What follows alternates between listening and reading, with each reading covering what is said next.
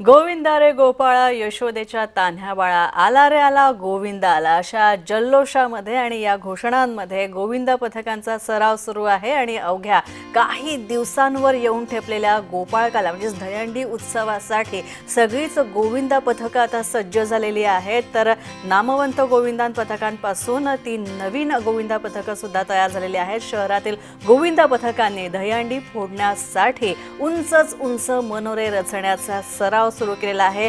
हे मानवी मनोरे खरं तर सगळ्यांच्याच आकर्षणाचा केंद्रबिंदू ठरतात आणि या दहीहंडीच्या उत्सवादरम्यान याचंच खरं तर मुख्य आकर्षण असतं आणि हा सगळाच थरार बघणं हे सगळ्यात महत्त्वाचं असतं। आणि खार पूर्व इथल्या मैदानामध्ये साई प्रसाद गोविंदा पथकाचा जोशात सराव सुरू आहे आणि त्यासाठी जवळचे मोकळे मैदान वापरण्यात येत आहे आणि या पथकानं खारमध्ये आधी 8 थर लावलेत आणि इतिहास सुद्धा रचलेला आहे। आणि असं हे गोविंदा पथक आता यंदा 2025च्या दहीहंडी उत्सवासाठी जय्यत तयारी करताय, सराव करताय।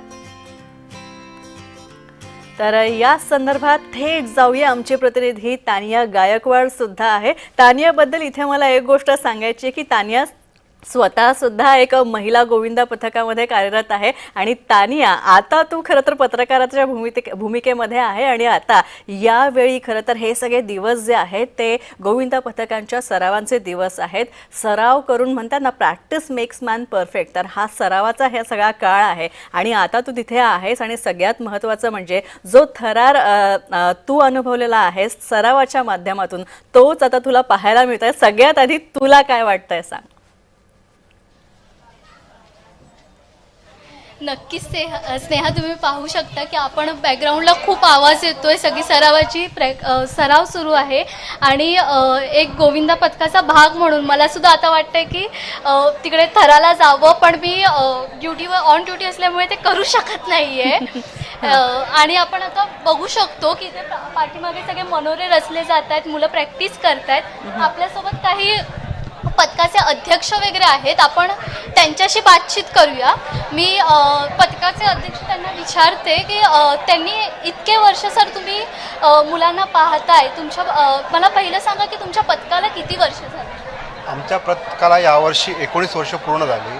आज ही मुलं एकत्र येण्याचं एकच कारण आहे। आज संपूर्ण मीडियावाले सगळे सांगतात मराठी माणूस फक्त खेकड्यासारखा आहे। आज हा खेळ कुठेतरी दाखवतो की आज मराठी माणूस मराठी माणसाला कुठेतरी वरती करतो। आज हे तुम्हाला एक विनंती करतो की मराठी हा विषय करत नाही आहे, परंतु आज कुठेतरी मीडियावाल्याने किंवा कुणी त्यांनी दाखवलेलं आहे की बाबा मराठी माणूस कुठे वरती होऊ शकत नाही। पण हा खेळ असा दाखवतो, एकात्मता दाखवतो, जिद्द दाखवतं, सर्व काही हा खेळामध्ये आहे। आज ही मुलं जी येतात ना, काम धंदे वगैरे सर्व सोडून येतात। आज 19 वर्ष जे काय तप आम्ही करतोय त्याचं कुठेतरी फळ आम्हाला गेल्या वर्षी भेटलं आणि ह्याही वर्षी आम्हाला ते बाबांच्या आशीर्वाद, साईंच्या आशीर्वाद, तुमच्या ह्या सर्व मुलांच्या आशीर्वादाने, सर्वांच्या आशीर्वादाने, देणगीदारांच्या आशीर्वादाने, सर्वांच्या आशीर्वादाने आम्हाला हे जे काय आम्ही बघतोय, आज हे आम्ही छोटंसं रोपटं लावलेलं 19 वर्षापूर्वी, आज त्याचं फूल येण्यासाठी किती वर्ष आम्ही 19 वर्ष वाट बघितली, 18 वर्ष वाट बघितली।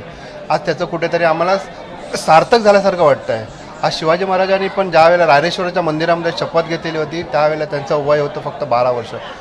त्यांनी मागे पुढे बघितलं नव्हतं। आज माझ्याबरोबर जे होते सवंगडे होते त्यांनी त्यावेळेला बघितलं नव्हतं की आज आपण कुठेतरी खारमध्ये नाव करू, सांताक्रूजमध्ये नाव करू किंवा बँड्रामध्ये नाव करू। आज ह्या सर्वांनी एकत्र येऊन, आज ही आमच्या सोसायटीमधलीच मुलं नाही आहेत, आज एक आवर्जून सर्व मुलं येतात, एक ओढ आहे म्हणून येतात आणि जिज्ञासा आहे। कुठंतरी या पथकामध्ये एक शिस्तबद्धता, एक NDTVने आम्हाला ज्यावेळेला शिस्तबद्ध असं आम्हाला पारितोषिक दिलं होतं, त्यानंतर आम्हाला मीडियावाल्याने जे आम्हाला हे दिलं म्हणून मुलं नाही, पण आज कुठेतरी वेगळ्या प्रकारचं हे मंडळ आहे, एक बांधिलकी आहे। त्या उद्देशाने ही मुलं सर्वत्र एकत्र आणि बाबांच्या आशीर्वादाने आम्ही सर्व काही नीटनेटकं करतो। आज मुलगा जेव्हापर्यंत सराव कार्यक्रम झाल्यापासून जो सराव होईपर्यंत जो होतो, कार्यक्रम पूर्ण होईपर्यंत जो मुलगा येतो तो सुखरूप येण्याची आम्ही वाट बघत असतो। त्या प्रकारे एक आम्ही बांधिलकीने सगळ्या मुलांची वाट बघत असतो, म्हणून एक आम्ही बांधिलकीच्या हिशोबाने येतो। कार्यक्रम हो, चांगला हो असं सगळ्यांना वाटतं, पण एक बांधिलकी वेगळी असतं, त्या प्रकारे असतं।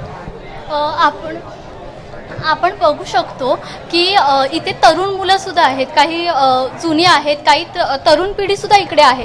तर आपण त्यांना एक चॅलेंज असतं की तरुण पिढी आता आपण बघतो की ते सारखे गेमिंगमध्ये असतात.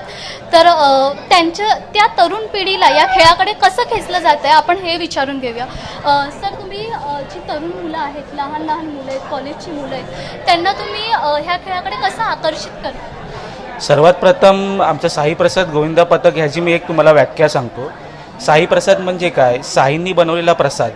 जशी ही मुलं आहेत, जशी आपण एक प्रसाद बनवतो, जसे की रवा झाला, शिरा झाला, त्यात काजू बदाम सगळे एकत्र मिळून इन्ग्रेडियंट्स एकत्र करून आपण जी प्रसाद बनवतो, तशी ही मुलं एक ॲज अ रव्याप्रमाणे आहेत, बदामाप्रमाणे आहेत, काजूप्रमाणे आहेत. ह्या सगळ्यांचा मिळून जो प्रसाद बनतो आणि साईंचा जो आशीर्वाद, ह्या सगळ्यांचा उल्लेख म्हणून एक साई प्रसाद एक नावारूपाला आलेला आहे. त्याच्यामुळे ही संघटना आम्ही पुढे चालू ठेवली. जसे हे आता कसं एकमेकांवरचा विश्वास असतो मुलांचा. आता इकडे 7 थर लागतात, 8 थर लागतात. आजूबाजूची लोक बघतात की अरे 7 थर लावले, साई प्रसादनी 8 थर लावले. ते एक जिज्ञासा येते, मुलांमध्ये एनर्जी येते. ते एकमेकांना बघून मी तुमच्या थरात येऊ का? इथे शिस्तबद्धता आहे, परत मुलांची काळजी घेतली जाते, बांधिलकी जपली जाते. प्रत्येक मंडळात जे सण साजरे होतात त्या सणला साई प्रसाद आवर्जून भेट देतो. ते ही जी बांधिलकी आहे त्यामुळे हा परिवार हा घडलेला आहे. त्याच्यामुळे हा विक्रमसुद्धा होण्याचा तात्पर्य तोच रिझन आहे की 8 थर लावण्याचा, की सगळे एकत्र असणारे एक समुदाय एकत्र करून आम्ही हा जो थर लावतो, ती ही आमची जिद्द आणि चिकाटी त्याच्यामुळेच. तर आता आपण पाहिलं की जिद्द आणि चिकाटीवर हा संपूर्ण पथक उभं आहे. पण आता जो गोविंदा जो श्रीकृष्णाच्या जन्मासाठी म्हणून आपण साजरा करायला सुरुवात केली, पण आता त्याला कुठेतरी स्पर्धेचं स्वरूप आलं. तर आपण गोविंदा पथकाच्या गोविंदालाच विचारूया की त्यांचा याकडे बघण्याचा दृष्टिकोन कसा आहे.